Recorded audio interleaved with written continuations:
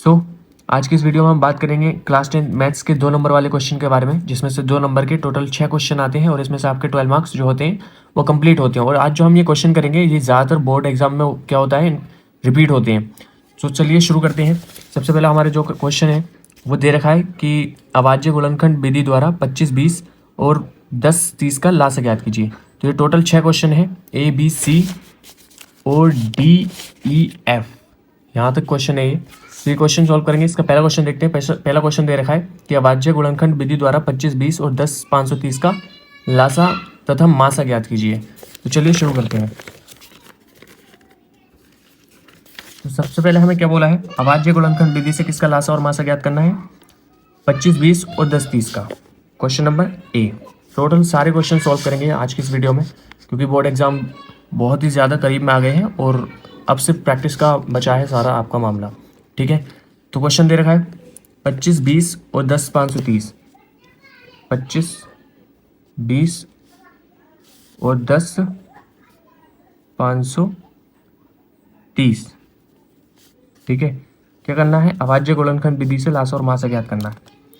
बहुत ही सिंपल है, सिंपली 2 से काटो, 2 एकम 2, 2 दूनी 4 और 2 छिक्का 12 और 2 जीरो का जीरो वैसे का वैसे ही।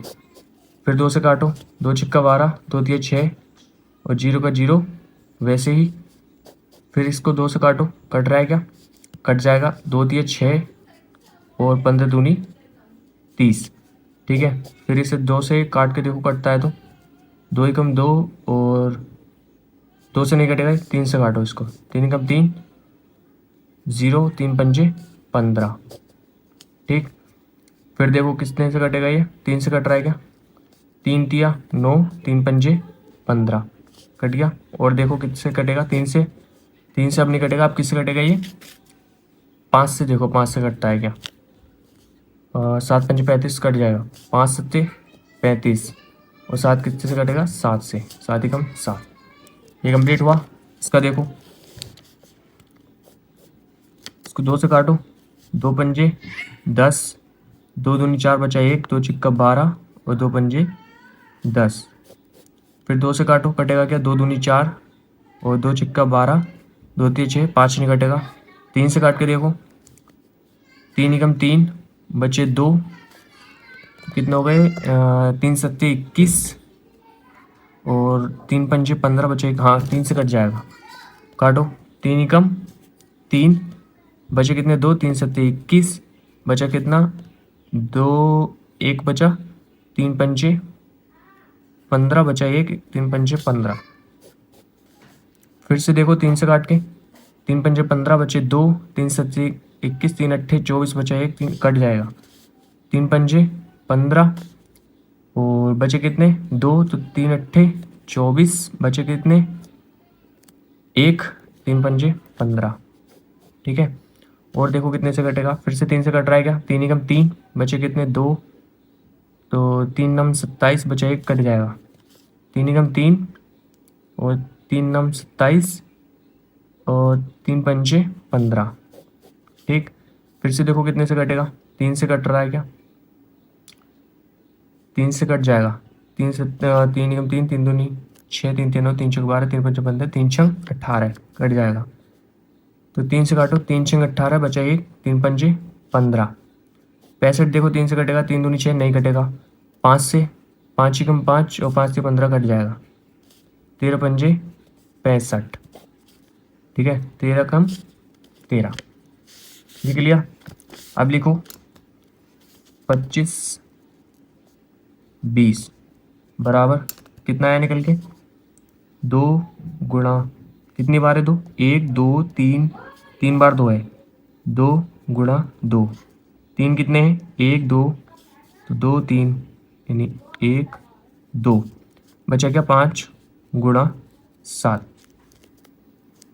ठीक है, अगला देखो कितना है, 10 530, 10 530। इसमें देखो 2 कितनी बार है, 1 बार, गुणा 3 कितनी बार है, 1 2 3 4 बार, 1 2 3 4 और कितना बचा, 5 और 13, 5 गुणा 13। हमसे क्या बोला था, इसका लासा और मासा ज्ञात करने के लिए बोला था। तो देखो सबसे पहले क्या लिखेंगे, इसका लासा, इसका मासा।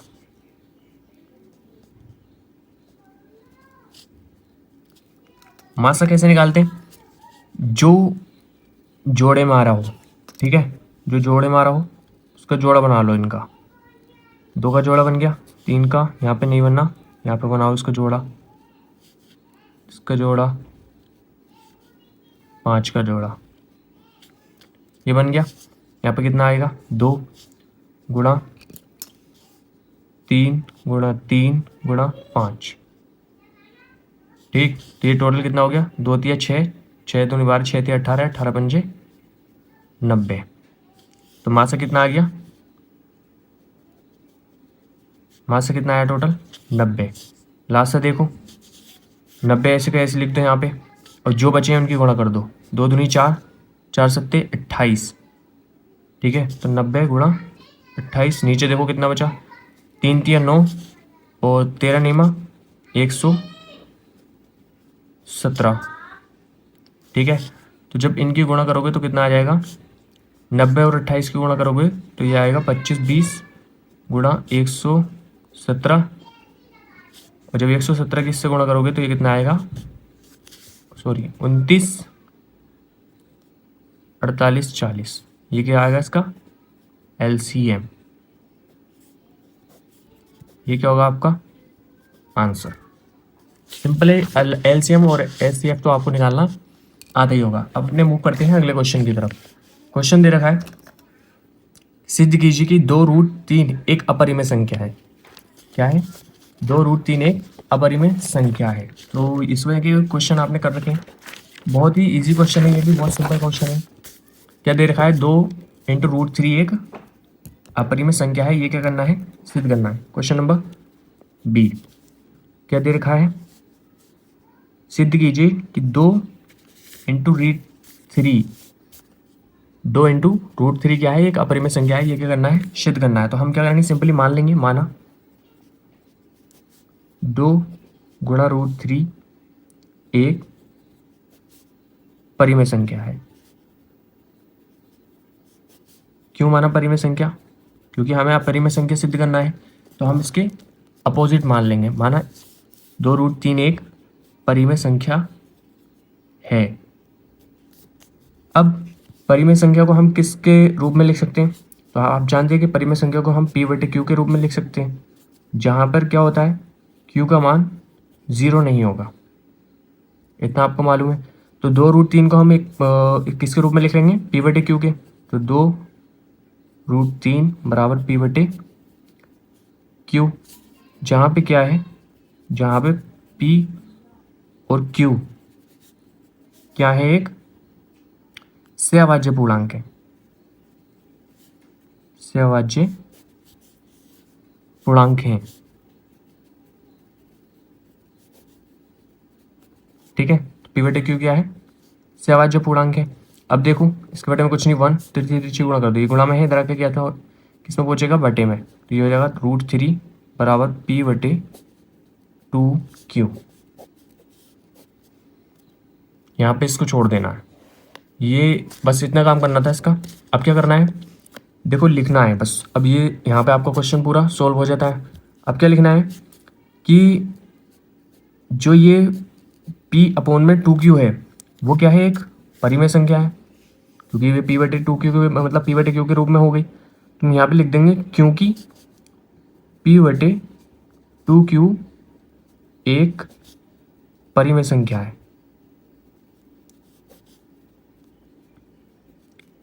एक परिमेय संख्या है, इसलिए √3 भी एक परिमेय संख्या होगी, ठीक है। इसलिए √3 भी एक क्या है, परिमेय संख्या है।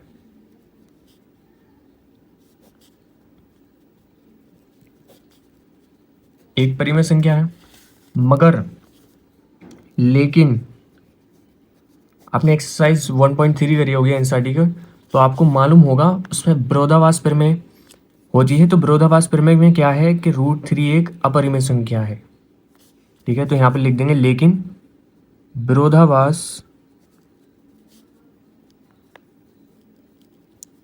प्रमेय से, विरोधाभास प्रमेय से √3 एक अपरिमेय संख्या है, अपरिमेय संख्या है। तो इसलिए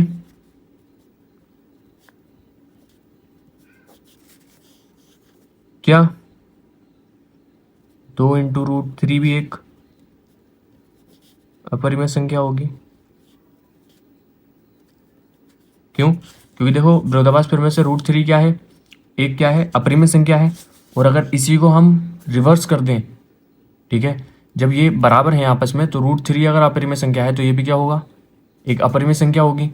और अगर इसी को रिवर्स कर दें, 2 की गुणा इससे वापस कर दें, तो ये क्या हो जाएगा 2√3।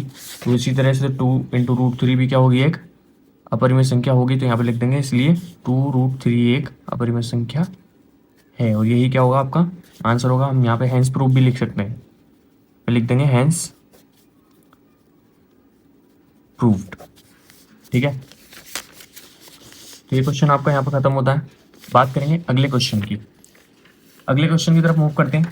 अगला क्वेश्चन क्या दे रखा है, मोस्ट इंपोर्टेंट क्वेश्चन है ये, ज़्यादातर बोर्ड एग्जाम में रिपीट होता है और इसी तरह के क्वेश्चन 2 नंबर में पूछे जाते हैं। ठीक है, तो क्वेश्चन दे रखा है, यदि कोई रेखा ABC त्रिभुज की भुजाओं AB तथा AC को क्रमशः D तथा E पर प्रतिच्छेद करे तथा भुजा BC के समांतर हो, तो सिद्ध कीजिए कि AD अपॉन में AB बराबर है किसके, AE अपॉन में AC के। तो इस क्वेश्चन को करने से पहले हम थेल्स की प्रमेय समझ लेते हैं, थेल्स की प्रमेय क्या होती है। तो इस क्वेश्चन को करने से पहले हम क्या करेंगे, थेल्स की प्रमेय को समझेंगे, थेल्स की प्रमेय क्या होती है। तो यहाँ पे लिखते हैं थेल्स की प्रमेय।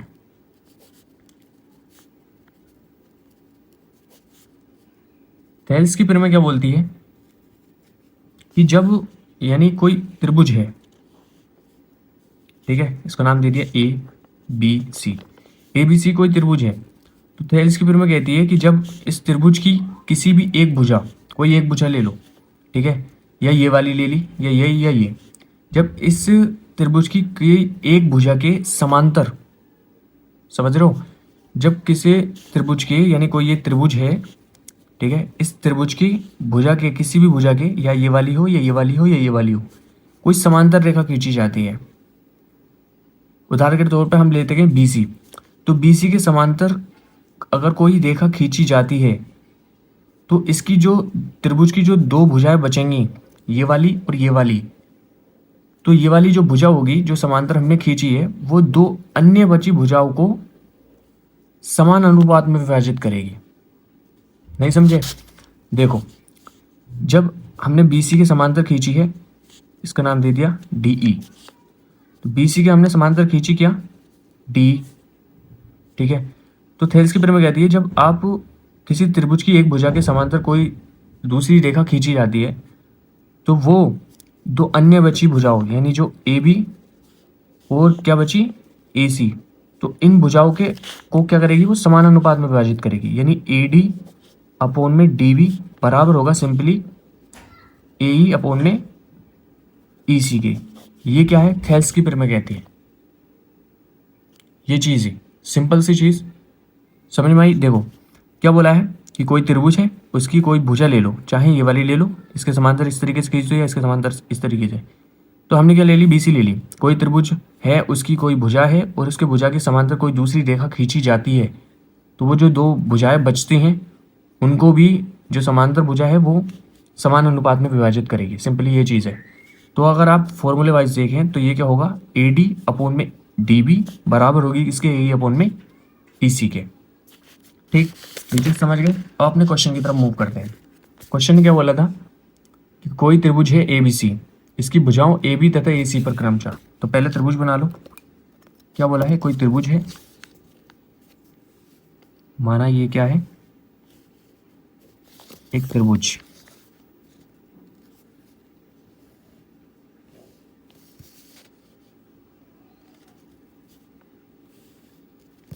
ठीक है, ये क्या है, एक त्रिभुज है ए बी सी। अब आगे क्या बोला है, आगे बोला है त्रिभुज एबीसी की भुजा ए बी, ये क्या है, भुजा ए बी है, ठीक है, तथा ए सी को क्रमशः डी तथा ई पर प्रतिच्छेद करें। यहाँ पे इसके बीच में कोई बिंदु है, ए बी के बीच में क्या है, डी, और ए सी के बीच में क्या है, ई, इस पर प्रतिच्छेद कर रही है, ठीक है, तथा भुजा बी सी के समांतर हो, इस वाली भुजा के समांतर है, तो क्या होगी, इस वाली भुजा की समांतर कैसी होगी, इस तरीके की समांतर हो, तो सिद्ध कीजिए कि ए डी अपॉन में ए बी, यानी ये वाली भुजा इसके बटे में और ये वाली भुजा इसके बटे में, ठीक है, ये चीज़ क्या करना है, हमें सिद्ध करनी है। तो हम यहाँ पे लिखेंगे सिंपली, क्या लिखेंगे, हमें दे क्या रखा है, तो ये कौन सा क्वेश्चन है, क्वेश्चन नंबर सी, सॉल्यूशन। तो हम देखेंगे क्या दे रखा है, हमें दे रखा है बी सी जो है वो समांतर है किसके, डी सी, डी ई के, सॉरी। तो यहाँ पे लिखेंगे गिवन, क्या दे रखा है, जो बी सी है वो समांतर है किसके, डी ई के, और सिद्ध क्या करना है,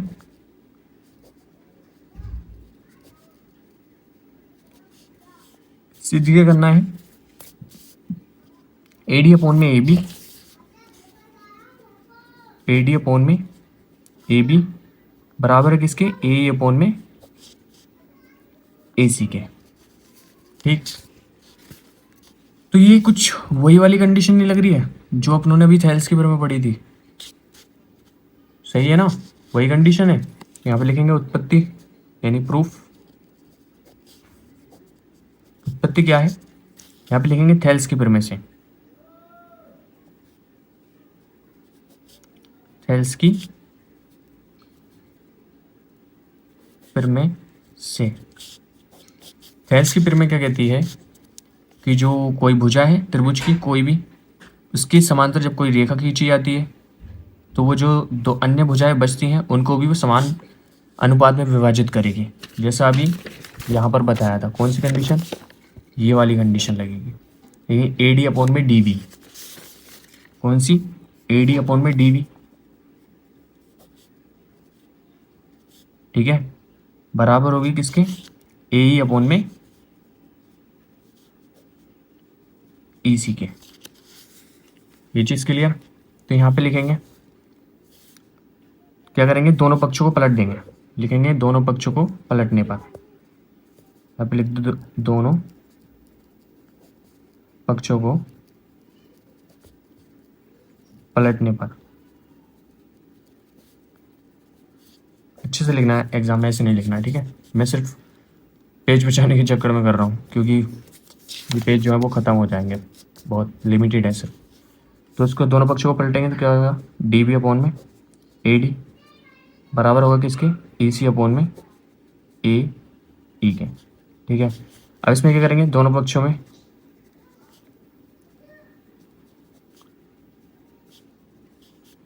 प्लस का 1 जोड़ने पर एक को क्या करेंगे, इसमें ऐड कर देंगे, तो ये क्या होगा, डी बी अपॉन में ए डी प्लस 1 बराबर होगा किसके, ई सी अपॉन में ए ई के प्लस का 1, ठीक।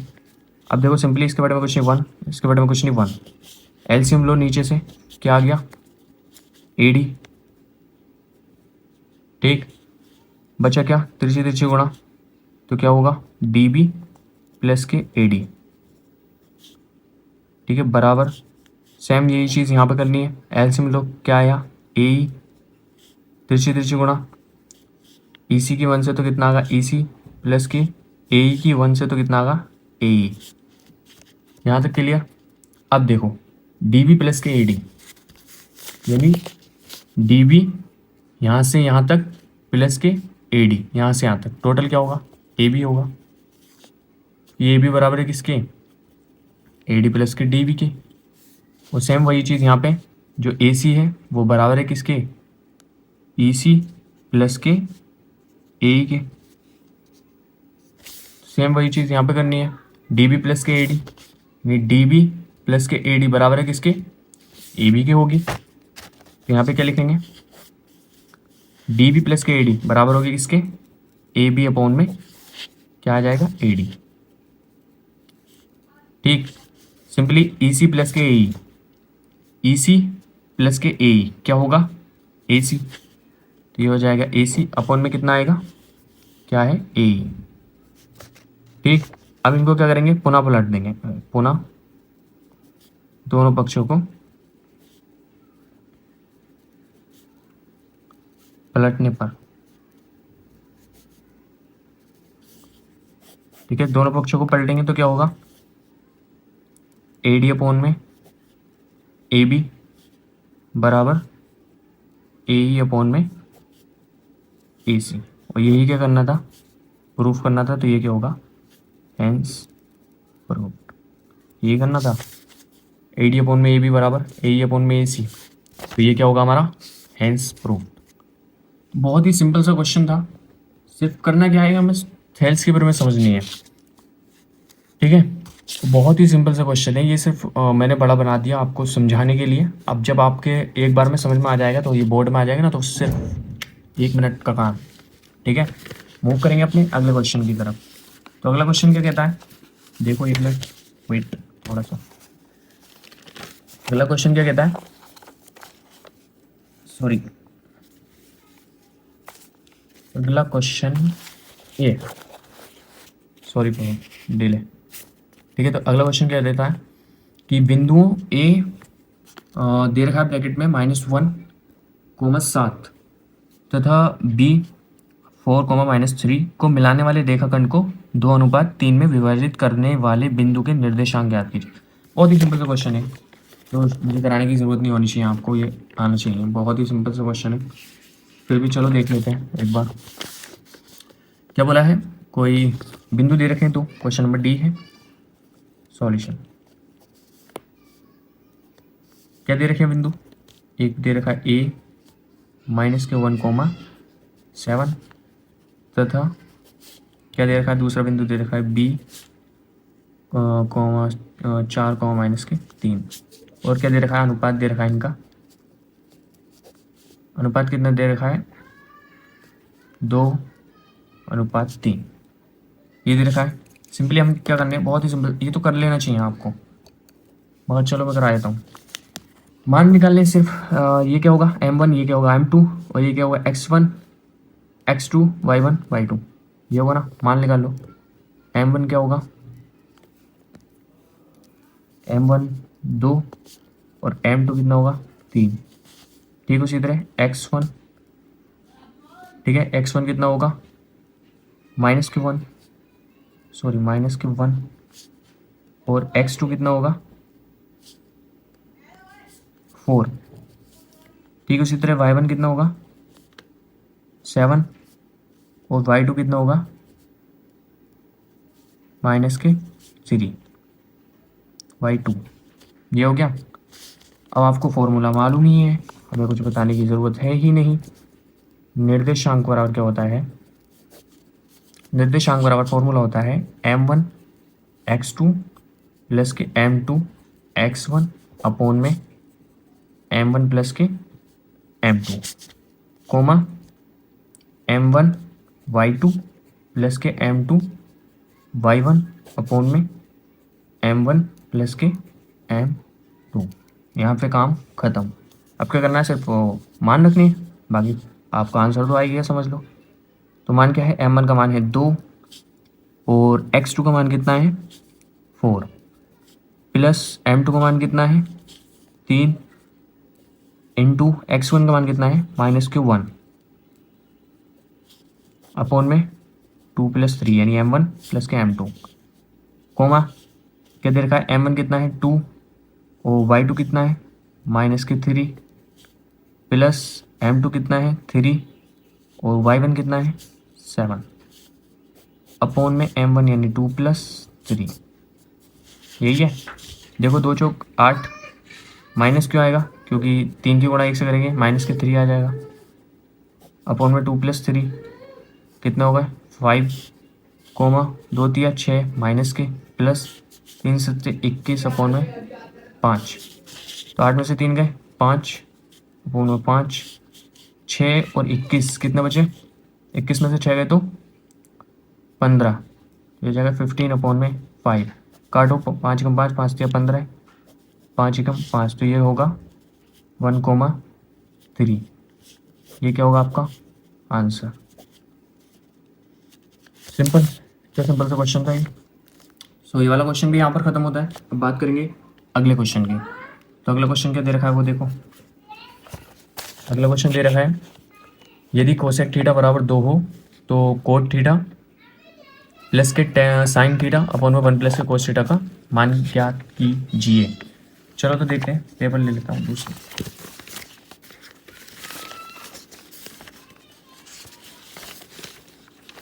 सॉरी एक्सट्रीमली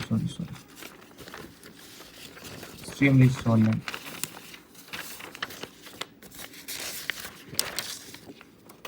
ठीक है, तो हमें सिंपली क्या दे रखा है, हमसे बोला है कोसेक थीटा बराबर 2।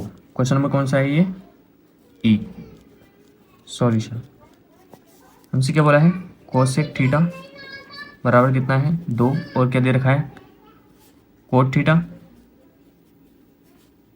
बराबर प्लस के साइन थीटा अपॉन में 1 प्लस के कोस थीटा का मान निकालिए क्या होगा। अगर ये दे रखा है कोसेक थीटा बराबर 2, सिंपली क्या करेंगे, देखो कोसेक थीटा को वैसे का वैसे लिख दो।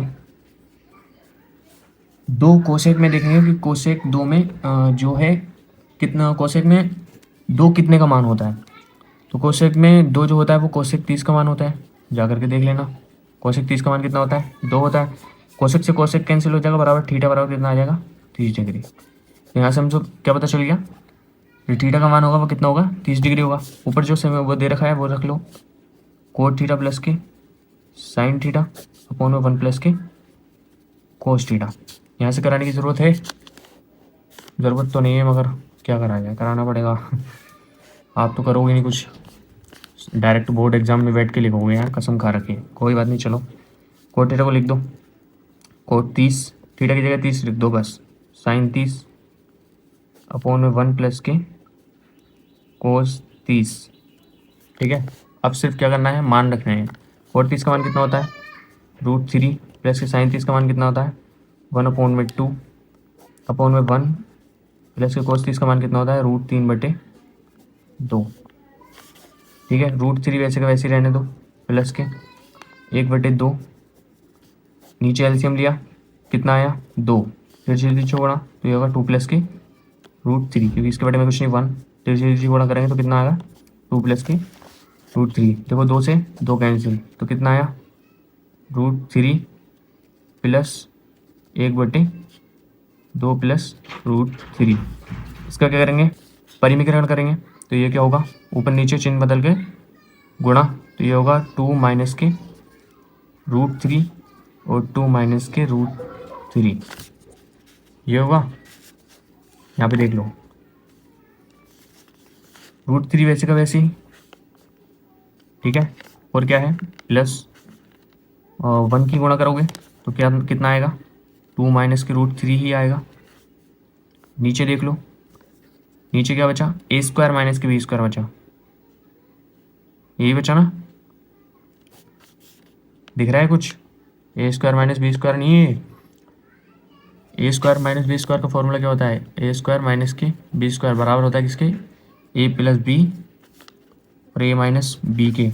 ये एक बार प्लस में है एक बार माइनस में है, तो ये क्या होगा, a² माइनस b² यानी 2 का स्क्वायर माइनस के b यानी √3 का स्क्वायर, ये हो जाएगा √3 प्लस 2 माइनस √3 अपॉन में क्या आ गया, 2 दूनी 4 और 3 का कितना होगा, √3 का स्क्वायर 3, तो ये हो जाएगा, देखो 4 में से 3 गया, कितने बचे, 1 बचे, तो उसको नीचे 1 लिखो या मत लिखो कोई दिक्कत नहीं, तो ये जाएगा √3 प्लस के 2 माइनस के √3 अपॉन में कितना बचा 1, √3 एक प्लस का है ये माइनस का, आपस में कैंसिल, बचा क्या 2, तो ये क्या होगा इसका आंसर। ये जो हमसे पूछा था इसका जो मान होगा वो कितना होगा, 2 होगा। ये क्या होगा हमारा फाइनल आंसर। ये वाला क्वेश्चन भी यहाँ पर ख़त्म। अब देखते हैं अगला क्वेश्चन कौन सा है। तो अगला क्वेश्चन, ये वाला क्वेश्चन बहुत ज़्यादा इंपॉर्टेंट था, कोसेक थीटा बराबर, ये ज़्यादातर पूछ लिया जाता है। अगला क्वेश्चन है, सिद्ध कीजिए कि बिंदु 5,-2, 6,4 और 7,-2 एक समद्विबाहु त्रिभुज के शीर्ष हैं। प्यास लग रही है बहुत। ठीक है, तो ये क्या है, दे रखा है, सिद्ध कीजिए कि बिंदु 5,-2, 6,-4 और 7,-2 एक समद्विबाहु त्रिभुज के शीर्ष हैं। ये हमें क्या करना है, सिर्फ सिद्ध करना है, थोड़ी प्रूफ करना है। तो ये बहुत ही सिंपल सा क्वेश्चन है। ये भी मैं इस क्वेश्चन को आपको एज ए होमवर्क छोड़ता हूँ। ये वाला क्वेश्चन आप खुद करना, वीडियो का इसमें भी काफ़ी लंबी होगी, तो ये वाला क्वेश्चन आप खुद कर लेना, ठीक है। और ना हो तो कमेंट में बता देना, मैं छोटी सी वीडियो बना दूंगा 4-5 मिनट की, उसमें आप इसको कर लेना। तो ये हमने कितने क्वेश्चन करे टोटल, 1 2 3 4 5 क्वेश्चन कर दिए। छठा क्वेश्चन रह गया, एज ए होमवर्क आपको मैंने छोड़ दिया, ये आपको खुद करना है। और आज की वीडियो यहीं पर ख़त्म होती है। प्रैक्टिस करो, प्रैक्टिस से ही क्वेश्चन जो है वो आते हैं। ये वाला क्वेश्चन मोस्ट इंपॉर्टेंट है, ये वाला क्वेश्चन, ठीक है, ये बहुत ज़्यादा इम्पोर्टेंट है। और ये वाला भी इम्पोर्टेंट है काफ़ी, क्योंकि ट्रिग्नोमेट्री के तो क्वेश्चन